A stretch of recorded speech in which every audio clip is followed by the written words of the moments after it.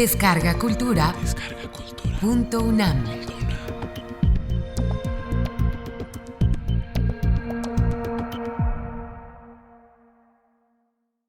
Las Naciones Criollas.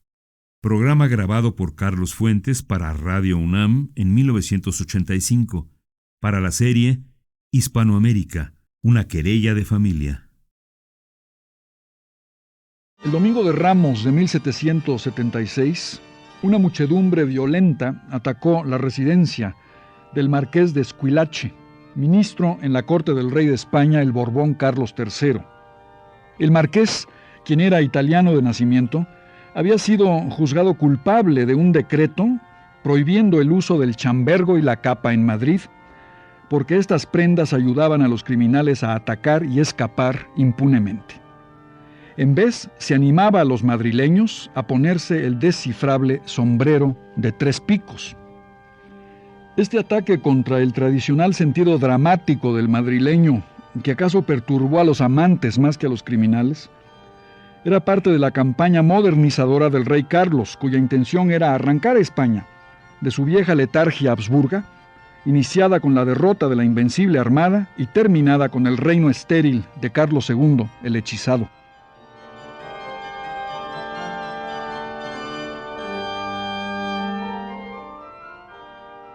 Los tesoros del Nuevo Mundo fueron utilizados por los Austrias para pagar guerras costosas, importar manufacturas y sufragar caprichos grandiosos como el monasterio y necrópolis imperiales de Felipe II en el Escorial, el lugar, escribiría un día Federico García Lorca, de donde nos llegan todas las lluvias frías del mundo.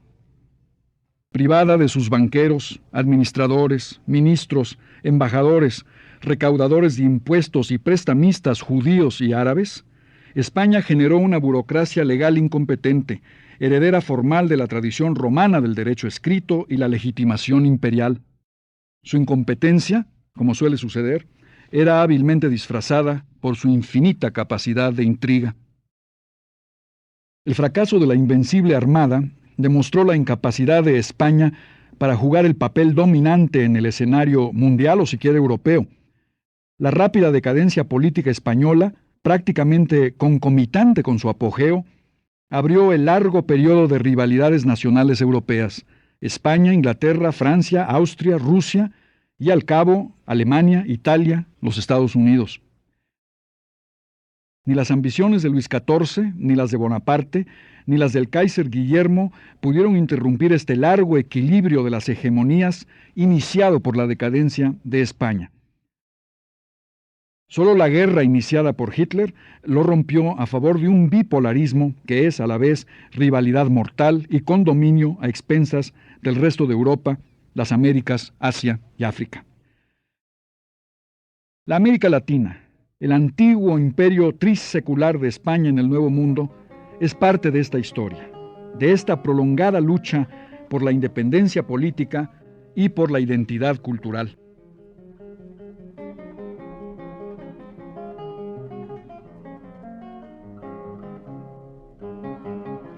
La paradoja cultural de la decadencia española fue que coincidió con el florecimiento del arte y la literatura españolas. La constelación de la paradoja se llama Cervantes, Quevedo y Góngora, Velázquez, Calderón de la Barca, Murillo, el Greco. Los hijos de España en el Nuevo Mundo compartirían con su madre, reina de harapos, Celestina y Santa Teresa, esta habilidad para compensar los fracasos de la historia con los triunfos del arte. Pero a partir de una nueva realidad americana, el barroco, que colmó los vacíos entre el mundo indígena vencido, el mundo negro importado y el mundo europeo dominante. La cultura de la contraconquista, que nombró una nueva manera de ser mediante un acta bautismal cuya nominación aún no termina. Nacida del impulso renacentista, pero sometida a las normas de un escolasticismo moribundo, la América española desarrolló otra dimensión de la cultura medieval para darle contenido político: el papel de la Iglesia como depositaria de la tradición, propagandista de la verdad y denunciadora infalible del error, se tradujo en una forma de inteligencia guiada que sería la base para la democracia guiada en Hispanoamérica. Y algo más, el conflicto del siglo XVIII entre el antiguo régimen autoritario y el nuevo régimen democrático sería resuelto al cabo en favor de una puesta al día de la concepción orgánica de la Edad Media derivada de San Agustín y Santo Tomás. El todo es mejor que las partes, la homogeneidad mejor que la heterogeneidad, los fines legitiman el ejercicio del poder y el derecho democrático supremo es el derecho a la rebelión cuando el poder abandona sus fines colectivos y sus valores orgánicos. Pero el legado colonial de España en América fue paradójico en el sentido económico también, porque la América española fue la colonia de una colonia. Nosotros nos convertimos en colonias de España, pero España se convirtió en la colonia de la Europa capitalista del norte. Fuimos las Indias de España, pero España fue las Indias de Europa. Luis XIV de Francia lo dijo sucintamente: vendámosle manufacturas a los españoles a cambio de oro y plata. La desorganización de los Austrias distanció a las colonias de Madrid. La lasitud de la autoridad imperial durante la larga decadencia del siglo XVII apoyó un movimiento tácito hacia formas de autonomía en las colonias americanas. Rápidamente, las colonias se convertían en naciones criollas, dominadas por los descendientes de españoles en el Nuevo Mundo, pero estos criollos no eran la mayoría. Para 1810, cuando las revoluciones de independencia con asombrosa simultaneidad prendieron fuego del virreinato de la Nueva España en el norte al virreinato del Río de la Plata en el sur, los criollos constituían más o menos el 19% de los 23 millones de iberoamericanos. Los indios eran el 36% y los negros, mulatos y mestizos la mayoría, el 45%. Sin embargo, más y más, los criollos controlaron la tierra y el trabajo, y dejados a sus mañas y recursos propios, incluso iniciaron programas mínimos de manufacturas y expansión comercial basados en la abundancia de materia prima y de mano de obra barata. Las reformas introducidas por Carlos III en España significaron la modernización de España, pero, paradoja sobre paradoja, significaron también un rápido proceso de recolonización de las colonias, a fin de pagar la modernización de España. El paso del chambergo al sombrero de 3 picos en Madrid significaba también el regreso al sombrero de paja en México, Lima y Caracas. A las colonias se les dijo desde la metrópolis que deberían más que nunca depender de la metrópolis, olvidarse del derecho a las manufacturas y en cambio obligarse a importar manufacturas españolas. A las colonias se les negó el derecho de comerciar entre sí y se les impuso la obligación de comerciar tan solo con la metrópolis.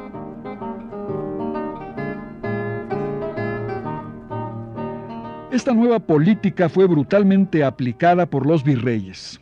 En México, en 1794, el virrey conde de Revillagigedo se propuso, dijo, cimentar la dependencia de la colonia, temiendo que ésta cesase el día en que los productores y los productos europeos ya no fuesen necesitados en la Nueva España. Y desde 1778, el virrey del Perú, Gil de Taboada, había dicho que la seguridad de las Américas debería ser medida por su dependencia hacia la metrópolis española. El día en que los americanos puedan satisfacer todas sus demandas, añadió el virrey Taboada, la dependencia de las colonias será simplemente voluntaria. Fue esta dependencia voluntaria no coercitiva la que el ministro de Carlos III, el conde de Aranda, propuso a fin de establecer una comunidad hispana de naciones independientes. No fue escuchado. En cambio, las nuevas políticas de sujeción fueron implementadas con violencia. Humboldt cuenta cómo la expansión industrial de Quito fue destruida por las autoridades virreinales.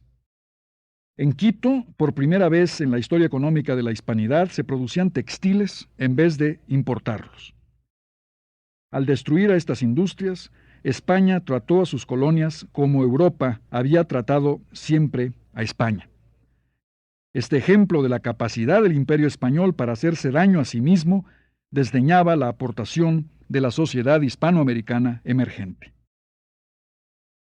El movimiento de las comunidades de Nueva Granada en 1781 manifestó la inquietud de la nueva sociedad. Los comuneros pedían oportunidades para los americanos, mejor trato para los indios, reformas administrativas y ningún impuesto sin representación. Lo mismo pidieron los comuneros de Castilla en 1519. Castilla, Nueva Granada. Los líderes de ambas comunidades terminaron, allá y acá, ejecutados. La respuesta de la monarquía a los motines de Esquilache había sido acusar a los jesuitas y expulsar a la Compañía de Jesús de España y de sus colonias en 1767. Los jesuitas estaban introduciendo el estudio de la ciencia, las matemáticas, la geografía y la historia en las colonias, dominadas hasta el siglo XVIII por el pensamiento escolástico y la supervisión inquisitorial. La geografía y la historia estudiadas eran además las de las futuras naciones, desde la historia de México del padre Clavijero a la historia de Chile del padre Molina. Los libros de la Ilustración entraron de contrabando: Voltaire, Rousseau, Montesquieu. Las noticias llegaron: revolución en Francia, revolución en las 13 colonias americanas de Inglaterra. Las preguntas se escucharon: ¿puede ser sustituida la monarquía por la república? ¿Puede ser expulsado el poder colonial? ¿Por qué apoyaban las monarquías española y francesa las reivindicaciones de los rebeldes en Virginia, de los antimonarquistas en Massachusetts, de los republicanos en Pensilvania? ¿Podíamos nosotros también ser repúblicas revolucionarias, naciones modernas? ¿Podíamos nosotros también ser países independientes? Tales preguntas radicalizaron a los intelectuales de las colonias, radicalizaron al bajo clero, cuyos privilegios les fueron arrebatados por el celo modernizador de los Borbones, radicalizaron a las milicias locales, que por primera vez supieron del gusto de la victoria en Buenos Aires en 1806, cuando derrotaron la invasión británica que el virrey no fue capaz de resistir. Radicalizaron a los comerciantes criollos que hablaron en Argentina con la voz de Mariano Moreno, exigiendo libertad para importar lo que no teníamos y libertad para exportar a fin de pagar las importaciones. Radicalizaron a los jesuitas expulsados que se identificaron con la causa de la independencia y desde Roma intrigaron contra la monarquía española. Todos estos factores llegaron al punto de ebullición en 1808, cuando por primera vez desde la invasión de los moros, España fue ocupada por un poder extranjero, la Francia napoleónica, que depuso al monarca borbónico Fernando VII. Las colonias inmediatamente declararon que en ausencia de un rey de España, se consideraban libres para gobernarse a sí mismas hasta que la monarquía fuese restaurada en la península. Cuando al cabo esto ocurrió, ya era demasiado tarde. La dinámica de la independencia se había extendido de Buenos Aires a la Ciudad de México, y mientras los criollos, con sus ejércitos mestizos, negros e indios, combatieron a los realistas españoles durante los siguientes 15 años, todas las contradicciones pasadas, así como un nuevo abanico de contradicciones, hicieron su aparición en la América española.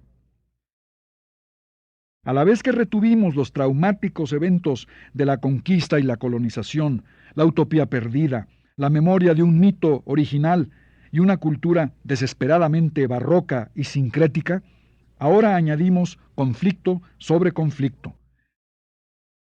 La independencia no solo reveló la existencia dentro de cada nueva nación de dos naciones, no solo la reveló, sino que la profundizó, pues la mayor parte de los intentos de colmar el abismo entre quienes lo tenían todo y quienes nada tenían fueron puramente legalistas y prolongaron así un segundo conflicto, el conflicto colonial entre el país legal y el país real. Dondequiera, los insurgentes les concedieron a los indios plenas libertades civiles y derechos de igualdad, pero los indios siguieron siendo las víctimas de la servidumbre y el retraso económicos. El pasado español fue brutalmente negado por la independencia. En su lugar, colocamos el ejemplo seductor de Inglaterra, Francia y los Estados Unidos. Bastaría emularlos, copiar sus leyes, para convertirnos instantáneamente en naciones modernas, progresistas, prósperas y democráticas. Nada de esto ocurrió, y la tremenda distancia entre la ley y la realidad, entre el deseo y su objeto, fue llenado por el caudillo, el arribista maquiavélico, el príncipe patrimonial, la figura dictatorial capaz de mantener una semblanza de unidad en las sociedades pulverizadas que siguieron a la independencia. De Juan Manuel de Rosas en Argentina a Porfirio Díaz en México, pasando por el siniestro doctor Francia que cerró las puertas de Paraguay para el mundo, o por el tragicómico Santa Anna que perdió la mitad del territorio mexicano en la guerra con los Estados Unidos, o por el astuto Juan Vicente Gómez que le abrió Venezuela a las compañías petroleras. Todas estas figuras perpetuaron la situación colonial de la mayoría, creando a lo sumo la prosperidad ficticia y frágil de una minoría. Simón Bolívar, el libertador, intentó superar estas distancias entre el país real y el país legal, entre las minorías prósperas y las mayorías desamparadas, entre la autoridad central y la autoridad local, a través de un modelo que en efecto era un compromiso entre dos formas de conservadurismo, nacional y regional.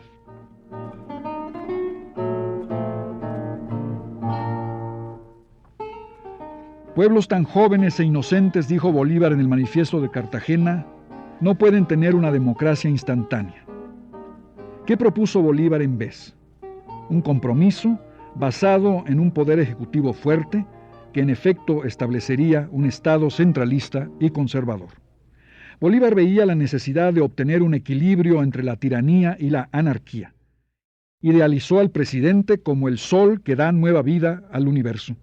Sospechó de las elecciones, flagelo de las repúblicas, fuente de anarquía. Declaró que América solo podía ser gobernada por un hábil despotismo. Dos formas de liberalismo y dos formas de conservadurismo se presentaron con la independencia como opciones políticas en la América Latina. Las dos fórmulas liberales eran el centralismo liberal, que deseaba un fuerte gobierno central para imponer el liberalismo en todo el país, Rivadavia en Argentina, Juárez en México, y el federalismo liberal, que deseaba lo mismo, pero sostenía que era más democrático hacerlo a través del sistema federal. Nadie logró mucho en esta dirección. Las dos fórmulas conservadoras eran el centralismo conservador, que deseaba retener una autoridad máxima en la capital para favorecer a los oligarcas, y los conservadores federalistas que defendieron los intereses regionales de las oligarquías. La Argentina protagonizó este conflicto a través de las guerras de unitarios y federales. América Latina ha sido gobernada de hecho y durante la mayor parte de su historia por una combinación de las dos fórmulas conservadoras con algunas concesiones a la primera fórmula liberal, la centralista. A lo sumo, este compromiso alentó en la vida económica un progreso inauténtico, en el que la América Latina se aprovechó de la expansión mundial del capitalismo en los siglos XIX y XX, proporcionando materias primas para el mercado mundial, pero sin dotarnos a nosotros mismos con capital para el ahorro y la inversión. Imitamos en las palabras de Claudio Vélez las formas de consumo del capitalismo, pero no sus formas de producción. Desde su lecho agónico en Santa Marta en 1830, Simón Bolívar escribió con desilusión que América no era gobernable. Quienes sirven a la revolución aran en el mar. Esto es conmovedor y acaso hasta melodramático. Pero en realidad teníamos mucho que hacer entonces y tenemos mucho que hacer hoy en la América española.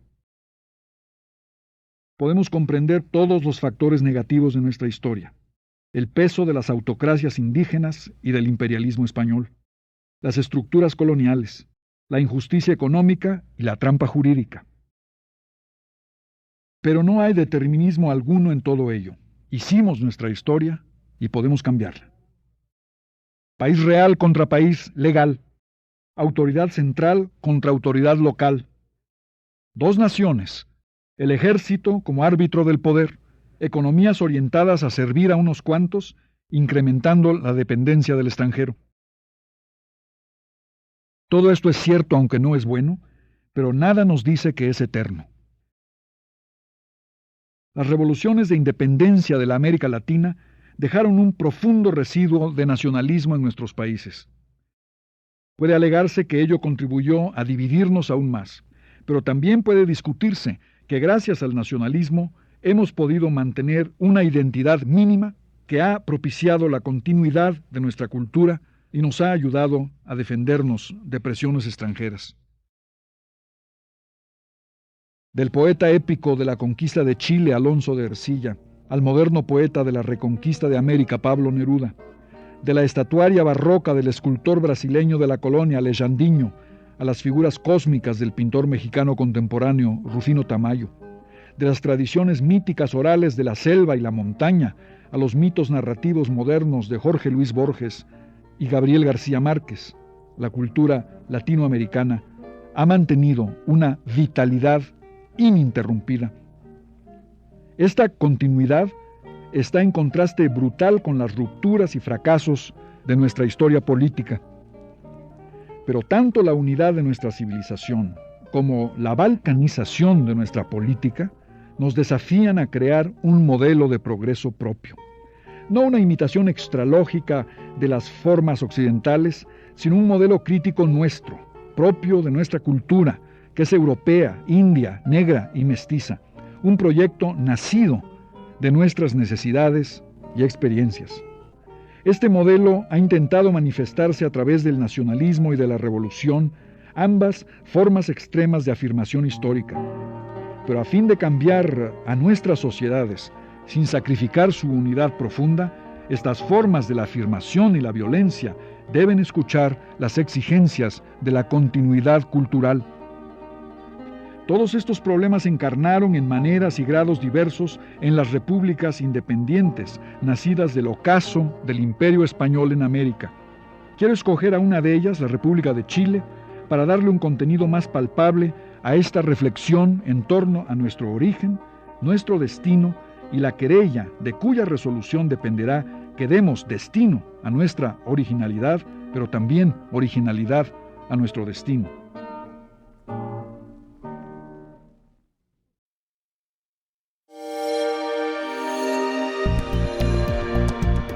Descarga Cultura.